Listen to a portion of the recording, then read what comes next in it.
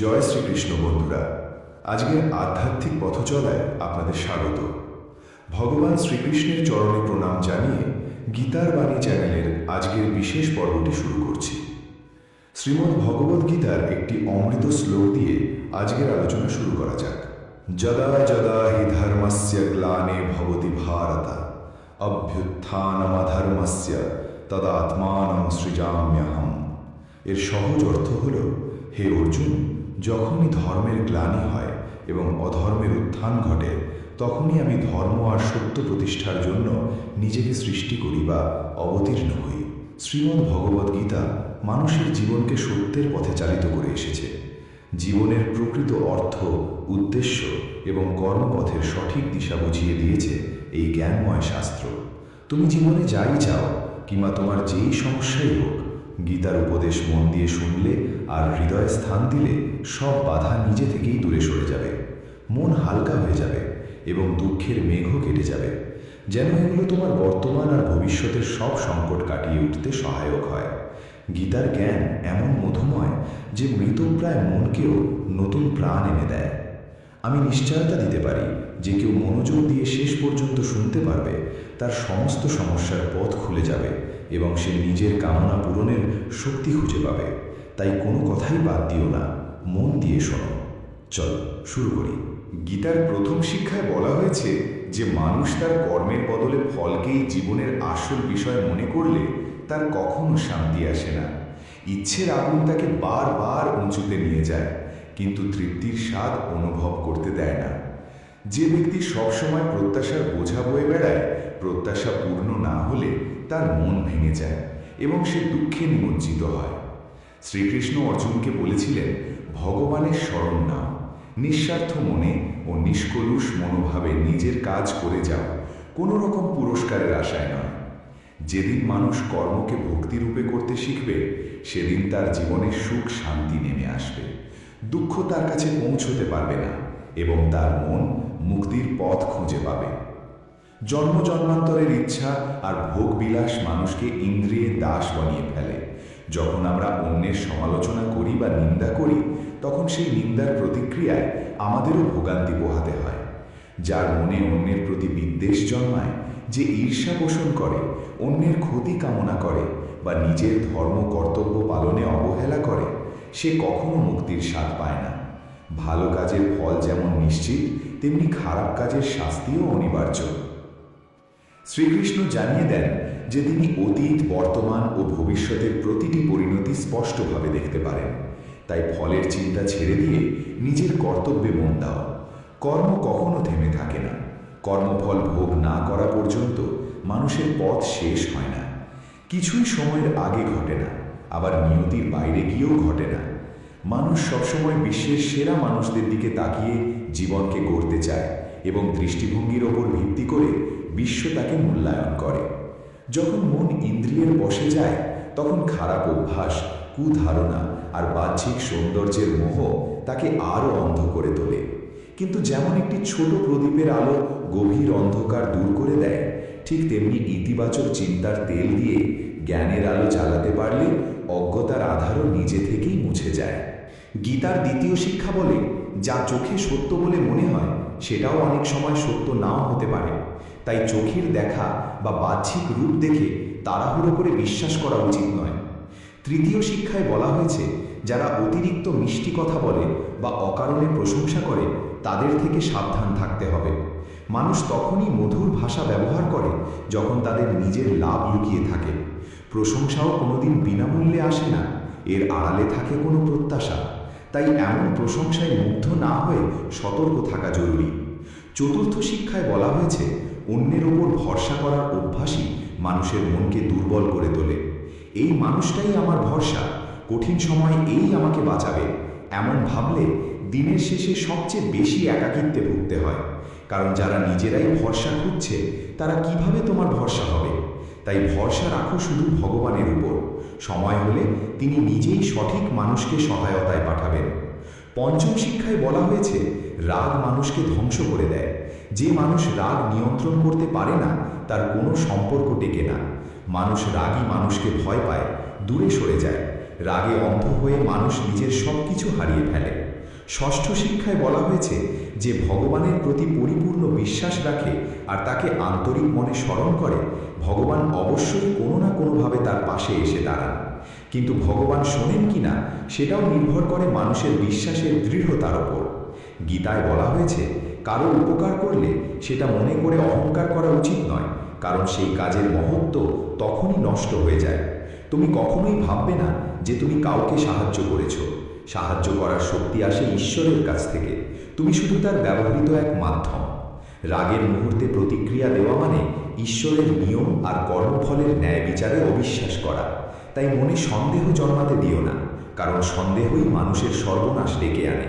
মনের ভেতর জমে ওঠা সন্দেহ একসময় ভুল বোঝাবুঝির বিশাল পাহাড় তৈরি করে, আর সেই পাহাড় তোমার সিদ্ধান্ত নেওয়ার স্বাধীনতাকে কেড়ে নেয়।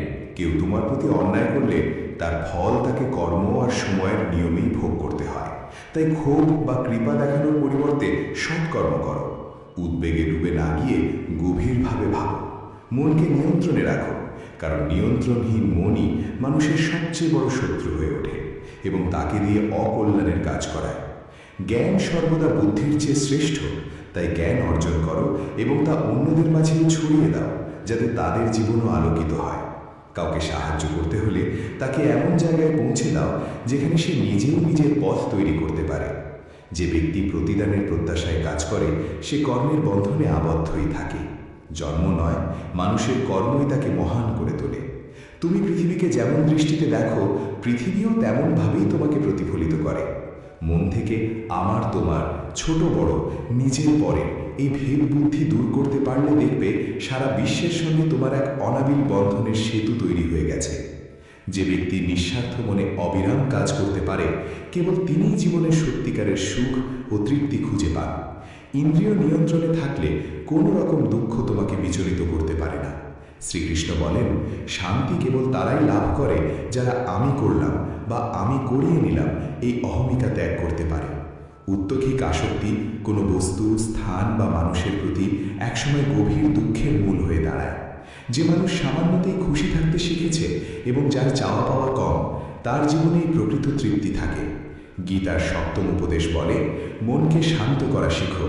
অস্থির মন থেকে জন্ম নেয় সমস্ত দুঃখ, আর শান্ত মন থেকে প্রবাহিত হয় ভালোবাসা ও আনন্দ। দুঃখ সুখ মূলত মনোরাজ্যের দুই রূপ। অস্থিরতা দুঃখ সৃষ্টি করে আর শান্ত ভাব জাগিয়ে তোলে পরম আনন্দ।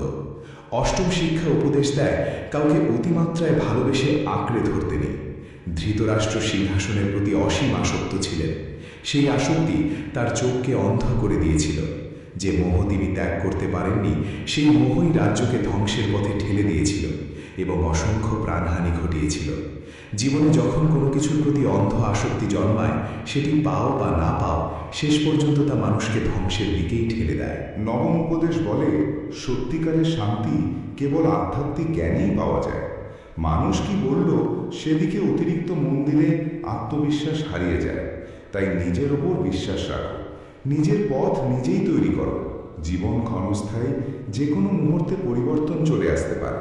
তাই সময় নষ্ট না করে অতীতের ভুল থেকে শিক্ষা নাও, বর্তমানকে ভালো করো এবং ভবিষ্যৎকে সুন্দর করে গড়ে তোলো। কিসের এত উদ্বেগ? নিজের কর্তব্য করো আর ঈশ্বরের ওপর ভরসা রাখো। কোনটা ঘটবে আর কোনটা ঘটবে না, এই সিদ্ধান্ত ঈশ্বরের হাতে ছেড়ে দাও। যত বেশি সৎকর্ম করবে, ততই তোমার পথ উন্মুক্ত হবে। নিজেকে সমর্পণ করো ভগবানের কাছে। মানুষের কল্যাণে কাজ করো, তাদের সঠিক পথ দেখাও। জ্ঞানী মানুষ কখনো ইন্দ্রিয় সুখের মোহে আটকে থাকে না, তাই জ্ঞানী হওয়ার চেষ্টা করো। গীতায় বলা হয়, যা ঘটেছে তা ভালো, যা ঘটছে তাও ভালো, আর যা ঘটবে সেটাও ভালোই হবে। শাস্ত্র পড়ে কোনো লাভ নেই যদি তা জীবনে ব্যবহার না করো। রাবণ ছিল বিপুল জ্ঞানী, কিন্তু সত্যিকারের প্রজ্ঞা তার ছিল না। তার অজ্ঞানতা, রাগ, কামনা ও অহংকারই তাকে শেষ পর্যন্ত পতনের দিকে ঠেলে দিয়েছিল। ঈশ্বর বলেন, জীবের মধ্যে আমি কোনো ভেদ দেখি না, সবাই আমার কাছে সমান। যে জ্ঞান কেবল নিজের মধ্যেই সীমাবদ্ধ থাকে, তা সমাজ ও পৃথিবীর কল্যাণে কাজে না লাগলে সেই জ্ঞান কোনো মূল্য বহন করে না। কিসের ভয়? মৃত্যুর ভয় কেন? আত্মা জন্মায় না বা মরে না, এটাই জীবনের চরম সত্য। মানুষের কর্মই তাকে ঈশ্বরের কাছাকাছি নিয়ে যায় বা দূরে সরিয়ে দেয়। তাই সব সময় সৎকর্মে মন দাও। যখনই পাপ, অহংকার ও অন্যায় পৃথিবীতে বৃদ্ধি পায়, তখনই ঈশ্বর নতুন রূপে আবির্ভূত হন, সেগুলোকে নাশ করে ধর্ম প্রতিষ্ঠা করার জন্য। কাউকে প্রয়োজনে সাহায্য করো, বিনা দ্বিধায় দান করো, এটাই সত্যিকারের পুণ্য। যে মানুষ নিজের মন জয় করতে পারে, সে ইতিমধ্যেই ঈশ্বরকে লাভ করেছে, কারণ তার মন শান্তির আশ্রয় পায়। সুখ, দুঃখ, গরম, শীত, সম্মান, অপমান কিছুই তাকে বিচলিত করতে পারে না। জ্ঞানী ব্যক্তি জীবিত বা মৃত কাউকেই নিয়ে শোক করেন না। পরিবারে ও সমাজে থেকে কর্তব্য নিষ্ঠার সঙ্গে পালন করা, সৎভাবে চলা এবং ধর্ম মেনে জীবনযাপন করাও এক উচ্চতর তপস্যা। এইভাবে মানুষের জীবন আলোকময় হয়ে ওঠে। গীতার দশম উপদেশে বলা হয়েছে যে আজকের দিনে মানুষ নিজেই মানুষের শত্রু হয়ে উঠেছে। ব্যবসা বাণিজ্যে হোক, সম্পর্কের জগতে হোক, কিংবা জীবনের অন্য যে কোনো ক্ষেত্রে মানুষই মানুষকে ক্ষতিগ্রস্ত করছে। প্রতিযোগিতা এত বেড়েছে যে চুরি, ডাকাতি ও অপরাধ সবই ভয়ঙ্করভাবে বৃদ্ধি পেয়েছে। শাস্ত্রে কলিযুগের যে লক্ষণ বর্ণনা করা আছে, মানুষ একদিন মানুষকেই গিলে খাবে, ঠিক সেই সময় এসে গেছে। এখন মানুষ মানুষেরই ব্যবসা খাচ্ছে, একে অন্যের চাকরি কেড়ে নিচ্ছে, কারোর সুখ থাকলে তা নষ্ট করে দিচ্ছে, আর যার মন ভাঙা তাকে আরও ভেঙে দিচ্ছে। সবাই মানুষ হলেও মানবিকতা যেন কোথাও হারিয়ে গেছে। এক দরিদ্র ভিখারি এক ধনী মানুষের বাড়ি থেকে বেরিয়ে এসে অনুরোধ করল, এক গ্লাস জল দাও, খুব পিপাসা লেগেছে, অনেকটা পথ হেঁটে এসেছি, আর পারছি না। ধনী মানুষটি বলল, এখন আশেপাশে কেউ নেই, কেউ এলে জল দেব। কিছুক্ষণ পর ভিখারি আবার অনুরোধ করল, দয়া করে একটু জল দিন, আর কোথাও যেতে পারছি না। ধনী লোকটি একই উত্তর দিল, বলেছি তো মানুষ এলে জল পাবে। তখন ভিখারি অসহায়ভাবে বলল, আপনি নিজেই মানুষ হয়ে যান না, একটু সময়ের জন্য মানুষ হন। আজকাল এটাই ঘটছে, কেউই সত্যিকারের মানুষ হতে চায় না, সবাই শুধু একে অপরকে টেনে নামানোর চেষ্টা করছে, সুযোগ নিচ্ছে।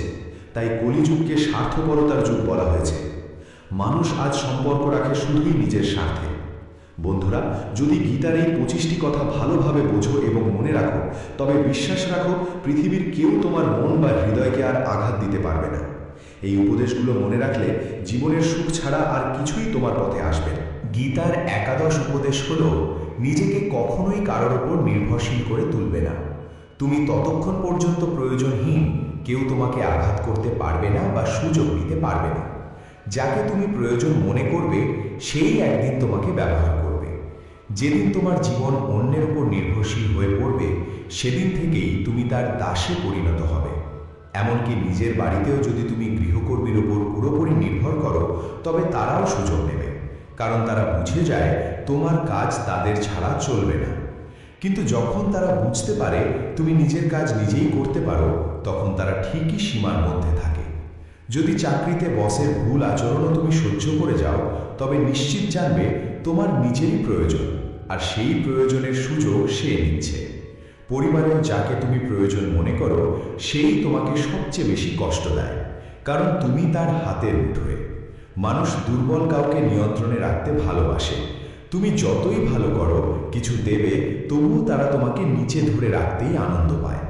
তোমার যদি প্রতিভা থাকে, সেটিকে ছেঁটে দেওয়ার চেষ্টা হবে, যাতে তুমি কখনোই নিজের মতো করে এগোতে না পারো। কারোর উপর নির্ভরশীল হওয়ার চেয়ে মৃত্যু ভালো, কারণ প্রয়োজন মানুষকে দাস বানিয়ে দেয়। ভাবো তো, যাদের উপর তুমি নির্ভর করো, কষ্টও আসে তাদের থেকেই। প্রয়োজন শুধু শরীর বা কাজের নয়, মনেরও। আমরা কারো সঙ্গ চাই, কারো ভরসা চাই, না হলে একাকিত্ব অসহ্য মনে হয়। তখনই ভুল মানুষের দিকে আকর্ষণ জন্মায় এবং তারা সেই দুর্বলতাকে ব্যবহার করে জীবনকে নরকে পরিণত করে। মনে রাখবে, তোমার মা বাবা ছাড়া এই পৃথিবীতে কেউ জন্মায়নি যে তোমাকে ব্যবহার করবে না। তাই কখনো নিজেকে কারো প্রয়োজনের দাস বানিও না। গীতার দ্বাদশ উপদেশে বলা হয়েছে, যে মানুষ ব্যর্থতার ভয়ে চেষ্টা করা বন্ধ করে দেয়, সে কখনোই জীবনে বড় সাফল্যের স্বাদ পায় না। রাগ মানুষের মনে বিভ্রান্তি সৃষ্টি করে, সেই বিভ্রান্তি মনকে অস্থির করে তোলে। অস্থির মন যুক্তিকে নষ্ট করে দেয় এবং যুক্তিহীন মানুষ ধ্বংসের দিকেই এগোয়। মহান সাফল্যের দরজা খুলে যায় যে 5টি চাবিতে, সৎ চিন্তা, মনোযোগ, সত্যনিষ্ঠা, দৃঢ় সংকল্প এবং অবিরাম পরিশ্রম সেগুলি মানুষের জীবনে সাফল্য এনে দেয়। পক্ষপাতহীন ও নিঃস্বার্থ কর্ম ছাড়া মুক্তি বা পরিত্রাণের আশা করা অর্থহীন। যখন মানুষ নিজের ইন্দ্রিয়ের দাস হয়ে পড়ে, তখন কাম, আলস্য ও লোভের মতো দোষগুলো তাকে গ্রাস করতে শুরু করে। তাই লক্ষ্য পূরণের জন্য নিজের কাজে পূর্ণ মনোযোগ, সম্পূর্ণ নিবেদন এবং নিরবিচ্ছিন্ন অধ্যাবসায় অপরিহার্য। সম্পদ লাভ বা পুরস্কারের আকাঙ্ক্ষা মন থেকে দূর না করলে কাজে মনোযোগ জন্মায় না। শ্রীকৃষ্ণ বোঝান যে মানুষ কেবল কর্মের অধিকারী, ফলের নয়। তাই প্রত্যাশাহীনভাবে কাজ করতে পারলে তবেই কর্মফলের যোগ্য হওয়া যায়। রাগ মানুষের চিন্তা শক্তি কেড়ে নেয়, ফলে সঠিক সিদ্ধান্ত নেওয়া কঠিন হয়ে পড়ে। লোভ, প্রতিদান বা স্বার্থের টানে করা কর্ম কখনোই প্রত্যাশিত ফল দেয় না। অকল্যাণকর চিন্তা দূর করার একমাত্র উপায় হল শুভ ভাবনা গ্রহণ করা এবং ইতিবাচকভাবে চিন্তা করা। মানুষের মন পরিবর্তনশীল। আমরা যাদের সঙ্গে থাকি, যে পরিবেশে সময় কাটাই, সেখান থেকেই আমাদের চিন্তাভাবনা ও অভ্যাস গড়ে ওঠে। মানুষ যা দেখে, যা শোনে, যা অনুভব করে তাতেই সাড়া দেয়। যে ব্যক্তি সৎকর্মকে নিজের সৌভাগ্য ও আশীর্বাদ বলে মনে করে, সে নিজের কল্পনার চেয়েও বহুগুণ বেশি ফল পায়। বড় স্বপ্ন পূরণ করতে হলে মনকে কল্পনার শক্তিতে সমৃদ্ধ করতে হয়, কারণ কল্পনাই বড় স্বপ্নের প্রথম আলো জ্বালায়। গীতার ত্রয়োদশ শিক্ষা বলে যে সম্পর্কের ক্ষেত্রে সীমারেখা লঙ্ঘন হলে সে সম্পর্ক টেকে না। বয়সে বড় কিংবা ছোট যেই হোক না কেন, সম্পর্ক তখনই সুন্দর থাকে যখন উভয়ই একে অন্যকে সম্মান দেয়, মূল্য দেয় এবং নিজ নিজ সীমার ভেতরে থাকে। যেখানে সীমা নেই, যেখানে পারস্পরিক সম্মান নেই, সেই সম্পর্ক একসময় ভেঙে পড়বেই। গীতার আরেক শিক্ষা জানায় যে যারা বাইরে থেকে বন্ধু সেজে থাকে অথচ অন্তরে ক্ষতি করার ফন্দি আঁটে, তাদের থেকে দূরে থাকাই শ্রেয়। চাণক্য বলেছিলেন, এমন মানুষ ঠিক সেই পাত্রের মতো যার মুখে অমৃত আর ভেতরে বিষ। যাকে অমৃত ভেবে পান করো তা আসলে বিষ হয়ে ওঠে। তাই এদের এড়িয়ে চলাই উত্তম।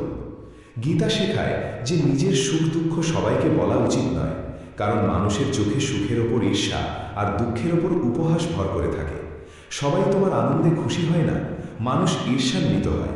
তাই সব অস্ত্র চোখে আনতে নেই, সব ক্ষত সকলের সামনে প্রকাশ করতে নেই, কারণ মানুষ হাতের লবণ নিয়ে ঘোরে, তোমার ক্ষত দেখলেই ছিটিয়ে দেবে। এই পৃথিবীতে এমন মানুষও আছে যারা দুঃখীদের আরও দুঃখী করে, সুখীদের মনেও কষ্ট ঢুকিয়ে দেয়। নিজের মনের কথা সেই ব্যক্তিকেই বলো যে বোঝার ক্ষমতা রাখে। জীবনের নতুন সূচনার জন্য অনেক সময় পুরনোকে পুরোপুরি মুছে ফেলতে হয়। কুন্তী প্রশ্ন করেছিলেন, শ্রীকৃষ্ণ কেন এমন ভয়াবহ যুদ্ধ ঘটালেন? কৃষ্ণ বলেছিলেন যে অধর্ম চারিদিকে ছড়িয়ে পড়েছিল এবং নতুন যুগের পথ খুলতে হলে তার সম্পূর্ণ বিনাশ প্রয়োজন। যেমন কোনো প্রাসাদ ভেঙে পড়লে বা জীর্ণ হয়ে গেলে তা ভেঙে নতুন করে গড়া হয়, তেমনি জীবনে কিছু নতুন পেতে হলে পুরনোকেই আগে সরিয়ে ফেলতে হয়। গীতা বলে যে জীবনে যখন নিজেকে একা মনে হবে, তখন বুঝতে হবে এই পৃথিবীতে মানুষ একাই আসে এবং একাই ফিরে যায়। প্রকৃত অর্থে কারোর কেউ নয়। যে পিতামাতা জীবন দেয় তারাও একদিন চলে যায়। তাহলে অন্যের কাছ থেকে কী বা আশা করা যায়?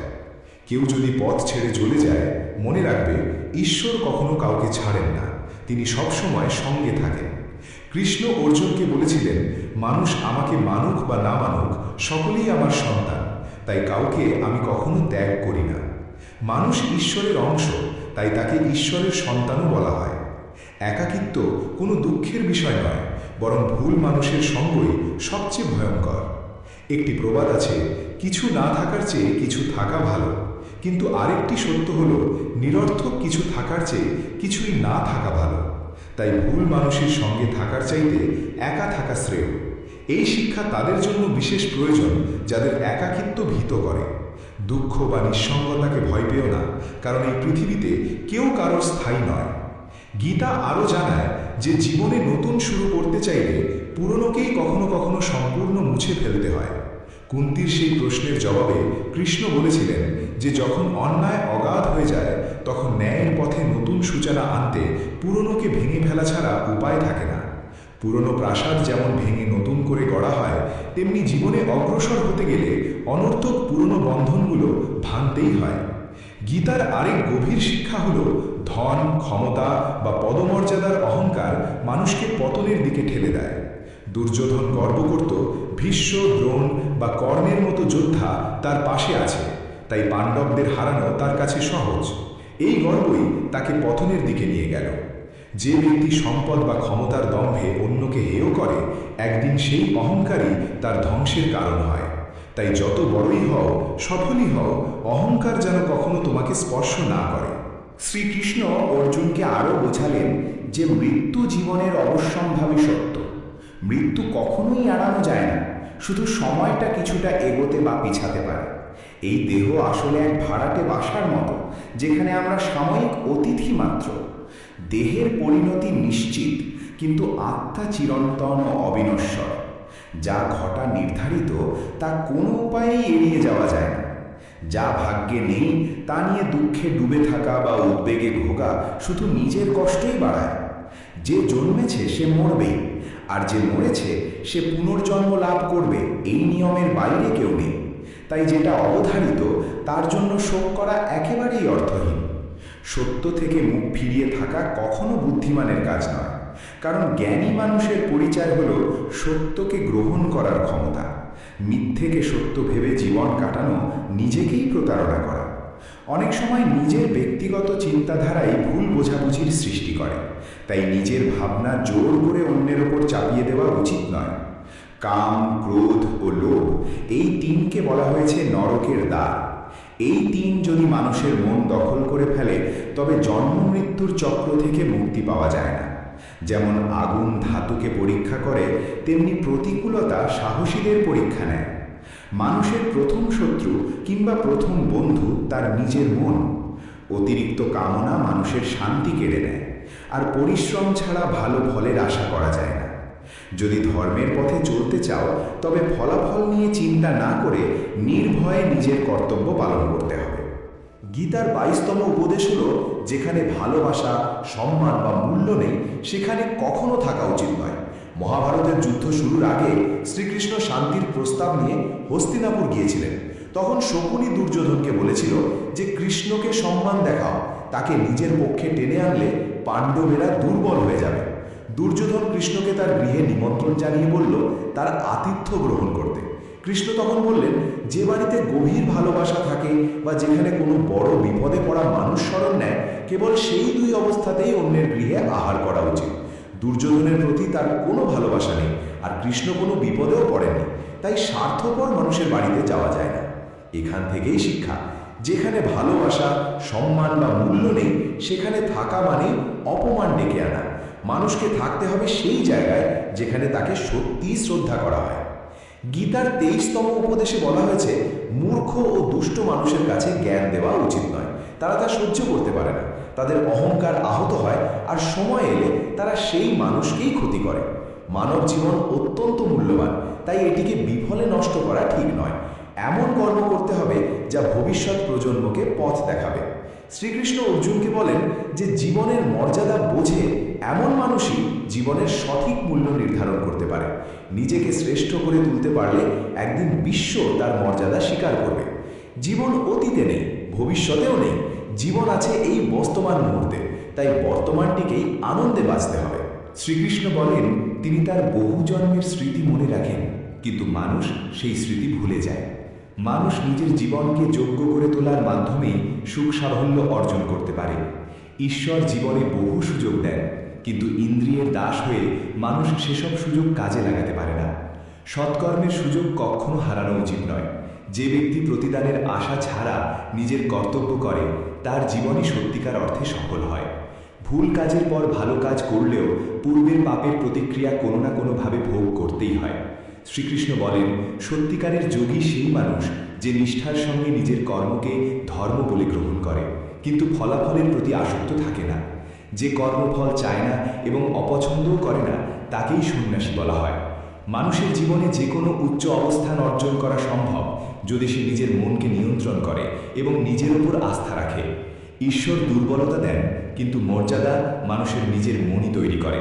গীতার 24তম উপদেশে বলা হয়েছে, যতই ভালো হও না কেন, যদি খারাপ মানুষের সঙ্গ গ্রহণ করো, তবে তাদেরই পরিণতি ভোগ করতে হবে। ভীষ্ম পিতামহ সচ্চরিত্র ছিলেন, দ্রোণ ছিলেন ব্রাহ্মণ, কিন্তু দুজনেই অধর্মের পাশে দাঁড়িয়েছিলেন। তাই শেষ পর্যন্ত তাদের মৃত্যু হল অত্যন্ত যন্ত্রণাদায়কভাবে। এর থেকেই বোঝা যায় খারাপ সঙ্গ কখনোই সুখ দেয় না। অনেক সময় শুধু তাদের পাশে থাকলেই তাদের কর্মফলের বোঝা বহন করতে হয়। তাই সবসময় উত্তম সঙ্গেই থাকা উচিত। গীতার 25তম উপদেশে বলা হয়েছে যে মানুষ প্রতারণা করে তার পরিণতিও হয় অত্যন্ত করুণ। শকুনি ও দুর্যোধন জীবনের প্রতিটি পদক্ষেপে পাণ্ডবদের প্রতারণা করেছে। ফলে দুর্যোধনের সমস্ত পরাক্রমী যোদ্ধাই প্রতারণার মাধ্যমেই প্রাণ হারিয়েছিল। কারণ কর্মফল কাউকে ছেড়ে দেয় না। মানুষ যেমন কর্ম করে তেমনি ফল পায়। যে অন্যকে প্রতারণা করে কোনো একদিন অন্য কেউ এসে তাকে প্রতারণার স্বীকার করে। এটাই কর্মের নিয়ম। 26তম উপদেশে বলা হয়েছে জীবনে কষ্ট এলেই সাহস হারানো যাবে না। সামান্য ধৈর্যই সবচেয়ে কঠিন সংকটকে অতিক্রম করার শক্তি দেয়। এক রাজা একদিন তার গুরুদেবকে বলেছিলেন যে রাজ্যে সব ধরনের সমৃদ্ধি আছে, কিন্তু খারাপ সময়ের জন্য কোনো মানসিক প্রস্তুতি নেই। তখন গুরু একটি তাবিজ তার হাতে বেঁধে দিয়ে বলেছিলেন, জীবনে এমন সময় এলো যখন মনে হবে এর চেয়ে খারাপ আর কিছু হতে পারে না, তখন এই তাবিজ খুলে এর ভেতরের মন্ত্রটি পড়বে। তাতেই তুমি অপার শক্তি পাবে। একদিন সেই ঘটনারই মতো সময় এসে দাঁড়ালো। হঠাৎ আরেকজন রাজা তার রাজ্যে আক্রমণ করলো, আর বাধ্য হয়ে তিনি অল্প কয়েকজন অনুচর নিয়ে রাজ্য ও নগরী ছেড়ে পালালেন। সেই মুহূর্তে রাজা গভীর দুঃখে ডুবে গেলেন। তার মনে পড়ল গুরু বলেছিলেন জীবনে যখন সত্যি ভয়াবহ সময় আসবে তখন তাবিজ খুলে ভেতরের মন্ত্রটি পড়তে। রাজা ভাবলেন এর চেয়েও দুঃসময় আর কি হতে পারে। তিনি তাবিজটি খুললেন, আর ভেতরে লেখা ছিল এই সময়টাও কেটে যাবে। এই বাক্য পড়েই তিনি এক অদ্ভুত দৃঢ়তায় ভরে উঠলেন। তিনি বিশ্বাস করলেন বর্তমান দুঃসময় চিরস্থায়ী নয়, এটিও একদিন শেষ হবে। তাই সাহস হারানো চলবে না। তিনি ঠিক করলেন আবার সেনাবাহিনী গুছিয়ে তুলতে হবে। রাজা সৈন্যদের একত্র করলেন, আক্রমণকারী রাজাকে মোকাবিলা করলেন এবং শেষ পর্যন্ত নিজের রাজ্য পুনরুদ্ধার করলেন। জীবনে যত ভয়াবহ পরিস্থিতি আসুক না কেন, কোনো অবস্থায় স্থায়ী নয়। দুঃসময় একদিন নিশ্চয়ই কেটে যায়। আমরা জীবনে অসংখ্য দুঃখ কষ্টের মুখোমুখি হই, কিন্তু প্রতিবারই সেগুলোকে অতিক্রম করে ওঠার শক্তি পাই। একইভাবে তোমার জীবনেও যদি কোনো কঠিন সময় আসে, বিশ্বাস রাখো এটিও একদিন সরে যাবে। তাই কখনোই সাহস হারিও না। ধৈর্য ধরে টিকে থাকতে পারলে জীবনের সবচেয়ে কঠিন ঝড়ও শান্ত হয়ে যায়। গীতার 27তম উপদেশ হল এই যুগে অতিরিক্ত ভালো হতে নেই, না হলে মানুষ তোমাকে শোষণ করে নিঃস্ব করে দেবে। পাণ্ডবদের জীবনী শেখায় নিতান্ত সৎ হয় কখনো কখনো বড় কষ্টের কারণ হয়। তারা সর্বদা ন্যায়ের পথে চলেছেন, কখনো অন্যায় করেননি, তবুও রাজ্য হারিয়েছেন। তাদের স্ত্রীকে প্রকাশ্যে অপমান করার চেষ্টা হয়েছে, তাদের ভিক্ষা করে বাঁচতে হয়েছে, কারণ তারা ছিলেন অতিরিক্ত ভালো। তখন যেমন ছিল, আজকের পৃথিবী তো আরও কঠিন। মানুষ সৎ মানুষকে কম সম্মান দেয়, বরং বেশি ব্যবহার করে। তুমি যত ভালো ব্যবহার করবে, অনেকেই তোমার সঙ্গে তত খারাপ আচরণ করবে। তুমি অন্যদের খুশি করার জন্য সর্বোচ্চ চেষ্টা করবে, আর তারা তোমাকে কাজে লাগানোর পথ খুঁজবে। তাই আজকের দিনে সুখী থাকতে হলে অত্যধিক ভালো হওয়ার দরকার নেই। এর মানে এই নয় যে তোমাকে খারাপ হতে হবে, বরং নিজের চোখে নিজেকে ভালো রাখো। বিশ্বের চোখে ভালো দেখাতে গিয়ে নিজেকে দুর্বল করে দিও না। 28তম উপদেশ হল অতীতকে ভুলে যেতে শেখো। কারণ অতীতের কষ্ট আঁকড়ে বাঁচলে আজকেও সুখী থাকা যায় না। জ্ঞানীরা অতীতের জন্য হাহাকার করেন না। অতীত যেমনই হোক, তা বর্তমানকে গ্রাস করতে দেওয়া ঠিক নয়। যা ঘটেছে তা থেকে শিক্ষা নাও, ভাবো আর যেন এমন না হয়, তারপর এগিয়ে যাও। অনেকেই বলেন ওই মানুষ আমাকে এত অন্যায় করেছে, তাই আমি আজ এত দুঃখী। কেউ কেউ সারা জীবন অন্যদের দোষ দিতে দিতে নিজের কষ্ট বাড়িয়ে তোলে। কিন্তু যতক্ষণ তুমি অন্যকে দোষ দেবে, ততক্ষণ কখনো সুখী হতে পারবে না, সামনে এগোতেও পারবে না। অতীত বদলানো যায় না, মানুষ কি করেছে তাও বদলানো যায় না, কিন্তু বর্তমান তোমার হাতে, সেটাকে তুমি যেমন চাও তেমন করতে পারো। আগামী দিনের দুঃখ এড়াতে চাইলে আজকে বাঁচো। তুমি পৃথিবীতে কাউকে পাবে না যে ভবিষ্যতের ভরসায় সুখে থাকে। সুখী সেই যে আজকের মুহূর্তে নিজের জীবন কাটায়। ভবিষ্যতের চিন্তা শুধু দুঃখ, আফসোস আর অনিশ্চয়তায় ভরিয়ে তোলে। তাই যতটা সম্ভব অতীতকে ভুলে যাও এবং বর্তমানকে নিজের করে নাও। গীতার শিক্ষা বলছে, ভবিষ্যতের ভয়ে দুঃখ কমে না, বরং ভয় সব শান্তি কেড়ে নেয়। তুমি কাকে ভয় করবে? কে তোমাকে মারতে পারে? তুমি দেহ নও, দেহ কেবল কর্ম সম্পন্ন করার মাধ্যম। তুমি আত্মা অমর ও চিরন্তন। অসংখ্য জন্মে তুমি অসংখ্য দেহ ধারণ করেছ, আর এখন মানুষের শরীর পাওয়া তোমার পুণ্যের ফল। এই জীবনকে কাজে লাগানোর একমাত্র উদ্দেশ্য হল সৎকর্ম, দয়া আর নিঃস্বার্থ সাহায্য করা। যে নিরন্তর ভক্তিভরে ঈশ্বরকে স্মরণ করে সে অবশ্যই ঈশ্বরকে পায়। কেউ ঈশ্বরের অস্তিত্ব অস্বীকার করলেও তাতে তার কিছু যায় আসে না। মানুষের মন পবিত্র, কর্ম সৎ আর চরিত্র ভালো হওয়াই প্রকৃত যোগ্যতা। ঈশ্বর ভক্তির ক্ষুধার্থ। কেউ যদি ভালোবাসা আর ভক্তিসহ একটি পত্র, একটি ফুল, ফল বা জলও অর্পণ করে, ঈশ্বর তা গ্রহণ করেন। ভক্তি নেই এমন অর্ঘ্য যতই বাহুল্যপূর্ণ হোক তা মূল্যহীন। নিঃস্বার্থ সাহায্য, দানকে সেবা হিসেবে গ্রহণ করা, পক্ষপাতবিহীন সিদ্ধান্ত এবং কর্তব্য পালন, এই সবই ঈশ্বর ভক্তির সমান। এরাই ঈশ্বরের প্রিয়। কাকে ভালোবাসবে তা গভীরভাবে ভাবা জরুরি, কারণ যে ভালোবাসার মূল্য বোঝে না তার কাছ থেকে দূরে থাকাই শান্তির পথ। আজকাল অনেকেই ভালোবাসার নাম করে সবচেয়ে বেশি কষ্ট দেয়। প্রেম, যা স্বভাবতই পবিত্র, মানুষের স্বার্থ আর অসচেতনতার কারণে বিষের মতো তিক্ত হয়ে যায়। অনেকেই বিশ্বাস আর মমতাকে ব্যবহার করে অন্যের হৃদয় ভেঙে দেয়। তুমি যদি কাউকে সত্যি ভালো না বাসো, তবে সে কখনোই তোমাকে আঘাত করতে পারবে না। যে সম্পর্কই হোক, যদি তুমি কাউকে সীমাহীন ভালোবাসো আর সে যদি সেই ভালোবাসার যোগ্য না হয়, তবে তার বিনিময়ে কেবলই দুঃখ ও যন্ত্রণা ফিরে আসে। প্রেম নিজে কোনোদিন কষ্টের কারণ হয় না। কষ্ট দেয় সেই মানুষ যে তোমার মমতার মূল্য দিতে অক্ষম। তাই ভালোবাসতে হলে এমন কাউকে ভালোবাসো যে তোমার হৃদয়ের ভাষা বুঝবে এবং তোমার অনুভূতিকে সম্মান করবে। আর যখনই বুঝবে যে তোমার ভালোবাসার মানুষ তোমার অনুভূতির কদর করে না, তখন সেখান থেকে সরে যাওয়াই তোমার জন্য সবচেয়ে বুদ্ধিমানের সিদ্ধান্ত।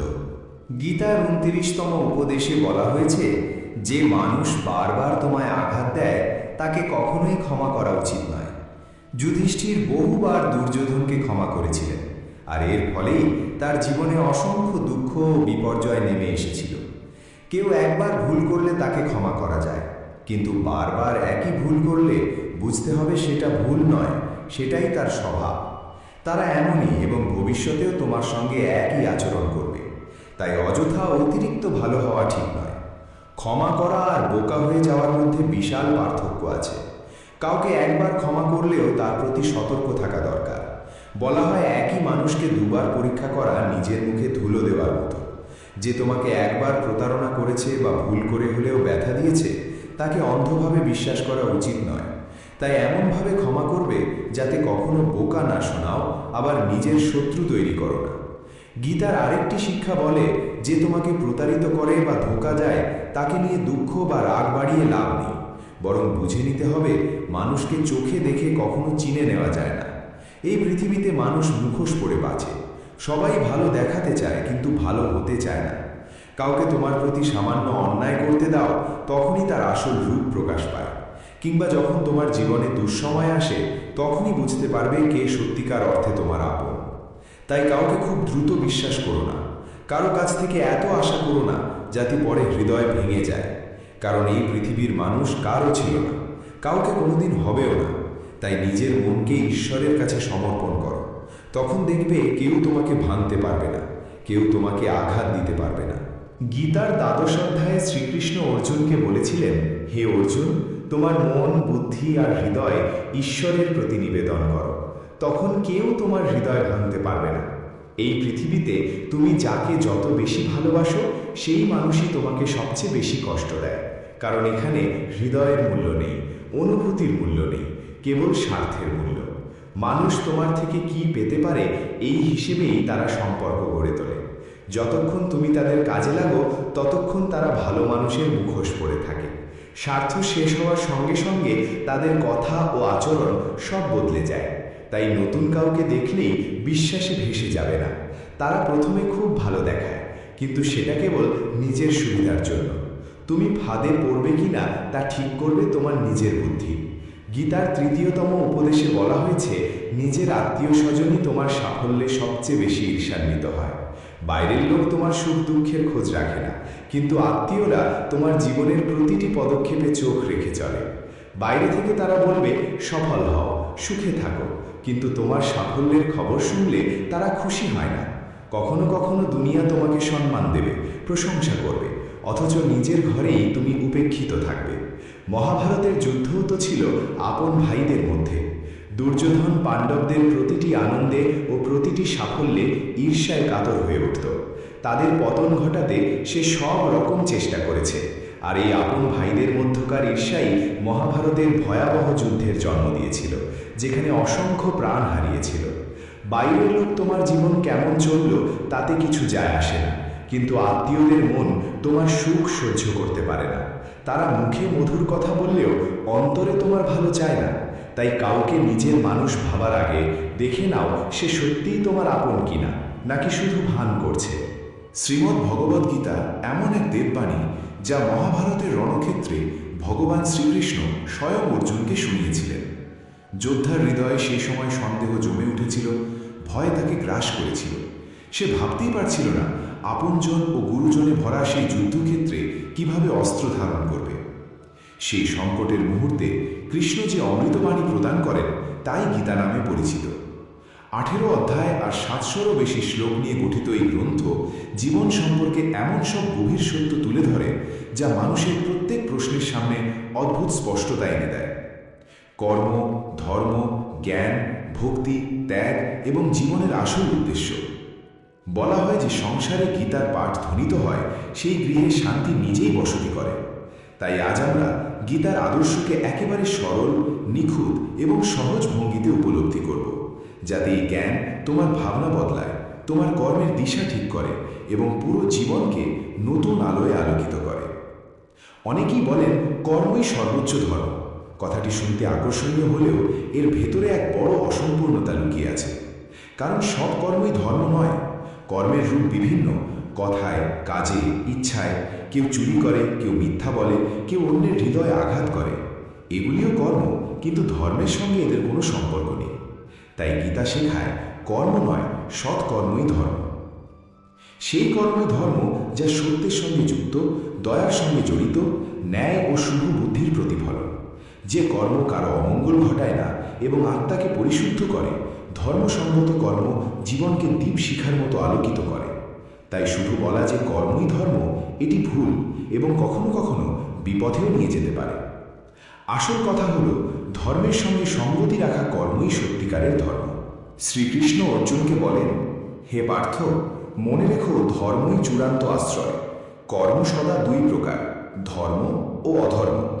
যে মানুষ তার কর্তব্যকে সত্য, দয়া, করুণা, ক্ষমা এবং অহংকার বঞ্চিত মন নিয়ে পালন করে, আমি কৃষ্ণ তার সঙ্গেই থাকি। যে সৎ পথে চলে সে কোনোদিন একা থাকে না, ঈশ্বর তার সঙ্গী হয়ে দাঁড়ান। মানুষ জন্মেছে কর্ম করার জন্য, কর্ম এড়িয়ে থাকা যায় না, কিন্তু প্রকৃত পার্থক্য হচ্ছে কর্মের উদ্দেশ্য ও কর্মের ভেতরের অনুভূতিতে।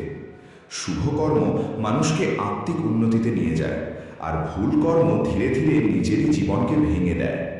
নির্বাচন মানুষের নিজের হাতে, সে কোন পথে যাবে।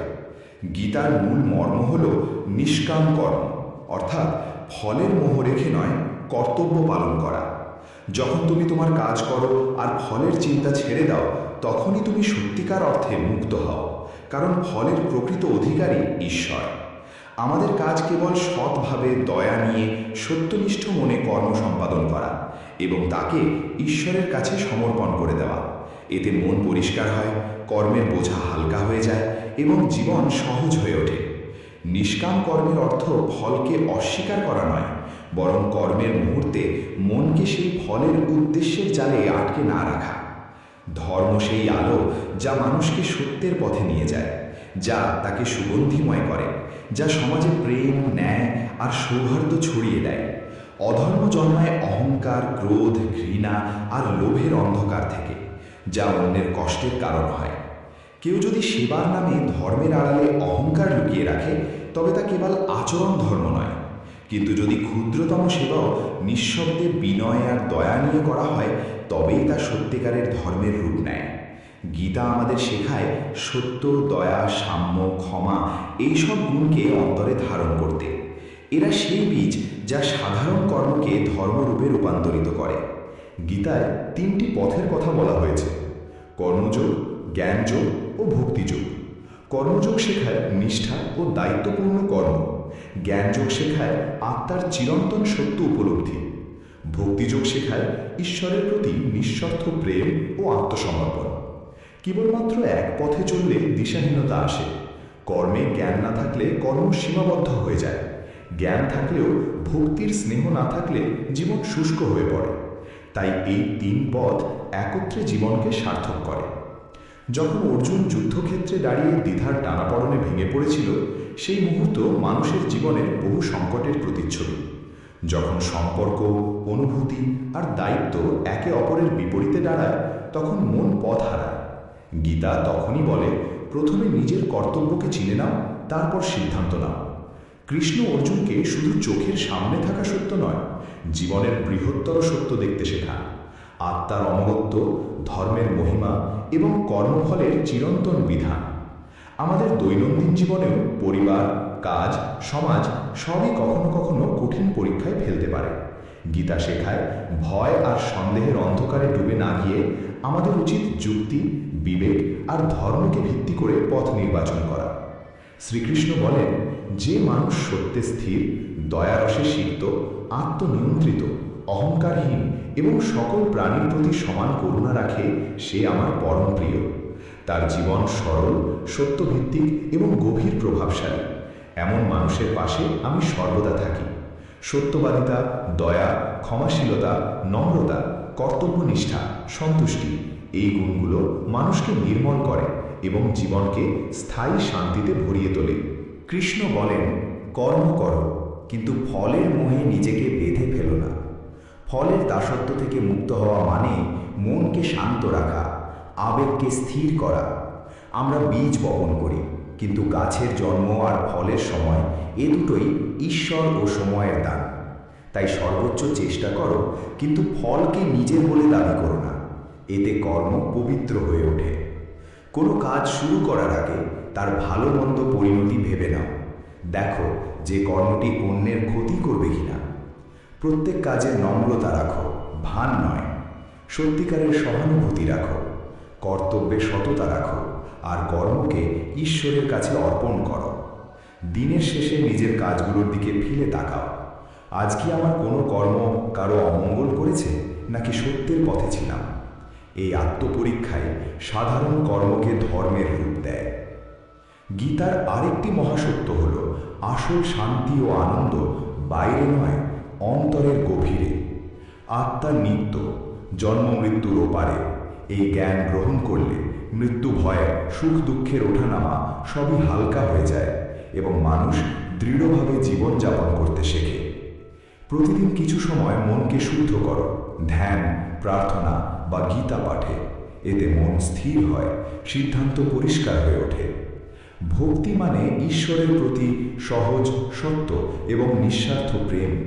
ভক্তি কোনো জটিল আচারের সমষ্টি নয়, এটি হৃদয়ের পবিত্রতা।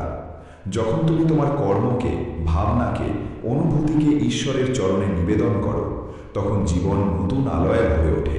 শুধু মন্দিরে গিয়ে ঘণ্টা বাজানোই ভক্তি নয়, ভক্তি হলো হৃদয়ের নরম স্পর্শ, যেখানে প্রেম নিজে থেকেই ঈশ্বরকে খুঁজে নেয়। ভক্তির আসল অর্থ কখনো শুধু উপাসনা বা মন্দিরে যাবার মধ্যে সীমাবদ্ধ নয়, বরং প্রতিটি কাজকে ঈশ্বরকে উৎসর্গ করা এবং প্রতিটি প্রাণে তার উপস্থিতি খুঁজে পাওয়া। গীতা বলে, জীবনের সত্যিকার উদ্দেশ্য আত্মাকে জানা এবং পরমেশ্বরকে মনে রাখা। এ পথ কেবল ভূত সাফল্যের জন্য নয়, বরং নৈতিকতা, প্রেম আর সত্যকে জীবনে ধারণ করার জন্য। জীবনের মান কত অর্জন করলাম তা দিয়ে নয়, আমরা কতটা সত্য, দয়ালু আর নিঃস্বার্থ হতে পারলাম তা দিয়েই নির্ধারিত হয়। নিজের ভেতরের আলো যত বেশি জাগ্রত করা যায়, ততই আমরা ঈশ্বরের কাছাকাছি পৌঁছে যাই। জীবনের কর্মক্ষেত্রে সততা ও নিষ্ঠা বজায় রেখে নিজের দায়িত্ব পালন করতে হয়। পদোন্নতির অন্যায় আচরণ দেখে মন ভারী হতে পারে, কিন্তু গীতার পথ বলে, ফলের জন্য ক্ষুব্ধ না হয়ে নিজের কর্তব্য যথাযথভাবে সম্পন্ন করা। পরিবারে নিজের দায়িত্ব সততার সঙ্গে পালন করা, বাবা মায়ের সেবা করা, সন্তানদের লালন পালন করা সবই ভক্তির অংশ, যদি তাতে অহংকার না জড়িয়ে যায়। সমাজে কারো সাহায্য করলে তা যেন কখনো গর্বে পরিণত না হয়, কারণ সৎ সাহায্য প্রকৃত ভক্তিরই পরিচয়। সমালোচনা বা বিরোধের মুহূর্তে মনকে সংযত রাখা জ্ঞানীর পথ। রাগে কোনো সিদ্ধান্ত নিতে নেই, কারণ তাড়াহুড়োর সিদ্ধান্তই কষ্ট দেয়। দৈনন্দিন আচরণে গীতার শিক্ষাকে প্রয়োগ করলে জীবন সহজও হয়, শান্তও হয়। গীতা শেখায় কর্ম আমাদের কর্তব্য, তবে তা হতে হবে সত্য ও ধর্মের সঙ্গে সঙ্গত। ফলের প্রতি আসক্তি বাদ দিয়ে নিষ্কাম কর্ম করাই প্রকৃত সাধনা। সত্য, দয়া, ক্ষমা ও অহংকারহীনতা জীবনের মূল অলঙ্কার। ভক্তি, জ্ঞান আর কর্ম, এই তিন সমন্বয়ে জীবন স্থিরতা পায়। আত্মা কখনো নষ্ট হয় না, তাই ভয় বা সন্দেহকে বুদ্ধি দিয়ে জয় করতে হয়। যখন এই নীতিগুলো প্রতিদিনের জীবনে জায়গা পায়, তখনই গীতার প্রভাব স্পষ্ট হয়ে ওঠে। শান্তি, সফলতা আর আন্তরিক আনন্দ স্বয়ংক্রিয়ভাবে জীবনে প্রবেশ করতে থাকে। জীবনে চাই সামঞ্জস্য, না অভিমানে ভাসতে হবে, না অপূর্ণতার চিন্তায় ডুবে থাকতে হবে। কর্তব্যকে নম্রতা ও নিষ্ঠা দিয়ে পালন করো, ফল ঈশ্বরের হাতে তুলে নাও, কিন্তু কর্মে যেন কোনো ত্রুটি না থাকে। এটাই সত্য ধর্ম। মানুষ জন্মসূত্রে মহান নয়, তাকে মহান করে তার কর্মের শুদ্ধতা। সত্যিকারের কর্ম সেই যার উদ্দেশ্য নিঃস্বার্থ ও নির্মল। ফলাফল ভালো না হোক, উদ্দেশ্য যদি কল্যাণময় থাকে, তবে সেই কর্মই মানুষের পরিচয় করে দেয়।